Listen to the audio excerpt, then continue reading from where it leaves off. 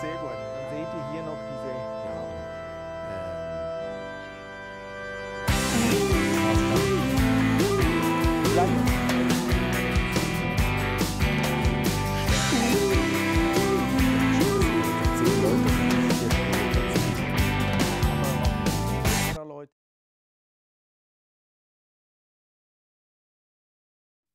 Sie haben die Kantonsschule mit dem Typus E Wirtschaft abgeschlossen. Und was hat Sie als Jugendlicher schon an der Wirtschaft fasziniert? Mein Lehrer hat ihm damals gesagt in der Sek, du kannst zwei Dinge machen. Ins Lehrerseminar kommst du vielleicht rein und ins Wirtschaftsgymnasium gerade auch noch. Das langt gerade noch für dich. Und dann habe ich beide Prüfungen gemacht und habe dann ein Wirtschaftsgymnasium bestanden und das Lehrerseminar. Und früher war das Seminar eigentlich die Matur nur kantonal und beim Wirtschaftsgymnasium war es gesamtschweizerisch, da konntest du überall studieren. Und da habe ich gedacht, jetzt mache ich das Wirtschaftsgymnasium. Ich habe also damals noch nicht so an Wirtschaft gedacht, sondern es war mehr Zufall eigentlich. Weshalb sollten junge Menschen wie wir Ihre Sendung ECO schauen? Oh, gute Frage. Ich glaube einfach, weil wir ein Magazin sind, das versucht, Wirtschaft wirklich in seiner ganzen Breite abzudecken. Also wir machen jetzt nicht nur Beiträge über Firmen, das machen wir auch. Wir machen Beiträge über gesamte Länder, zum Beispiel jetzt über Griechenland. Wir versuchen wirklich Erklärungen auch zu geben für eine Welt, die immer komplexer wird. Oder die Wirtschaft wird immer komplexer und wir versuchen ein bisschen dazu beizutragen, dass man rauskommt, was läuft eigentlich wirklich in der Wirtschaft. Und auf eine Art und Weise, die verständlich sein soll. Man sollte auch rauskommen nachher und man sollte kein Wirtschaftsstudium gemacht haben, um es zu verstehen, was wir in der Sendung haben. Das ist so ein bisschen das Ziel. Uns würde interessieren, wie Sie vorgehen, wenn Sie Ihre Themen aussuchen. Also Themen ist auch immer eine Teamarbeit, weil wir haben immer so eine Redaktionssitzung, wo wir Themen diskutieren. Was machen wir jetzt nächste Woche, nächsten Montag zum Beispiel. Und dann diskutieren wir über diese Themen. Einer muss ja dann das Thema auch umsetzen, ein Redaktor. Und der macht dann natürlich die ganze Recherche. Der macht die ganzen Interviews, der geht nach draußen, dreht das und macht natürlich ja dann auch den Text dazu, weil er ist ja dann der Experte, hat ja die Recherchen gemacht und macht dann den ganzen Text.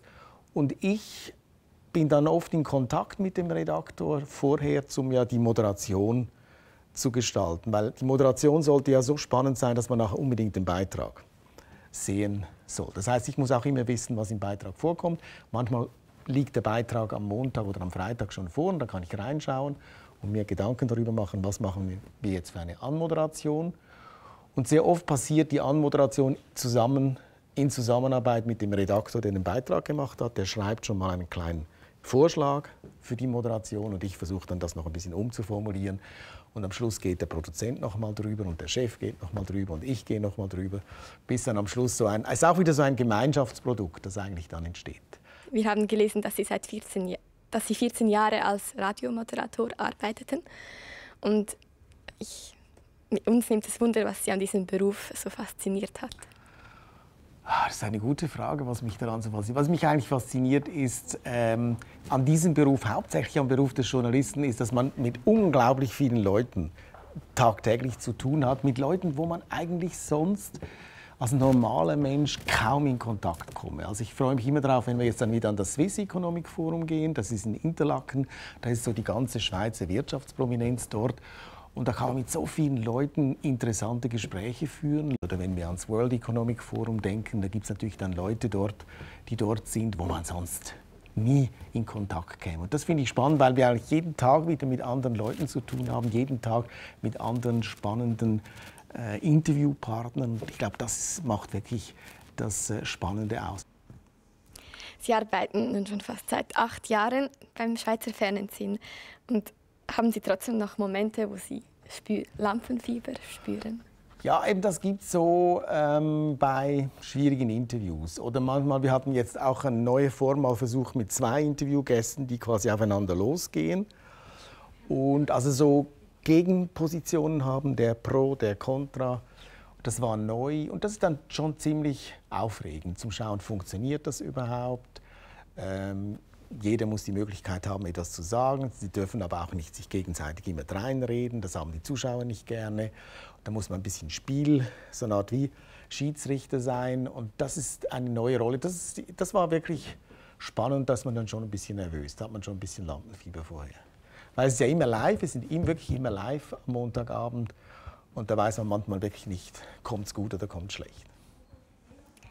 Wir stellen uns den Alltag als Journalist sehr stressig und anstrengend vor. Und schön, dass es jemand mal sagt. Wie managen Sie Ihre Work-Life-Balance?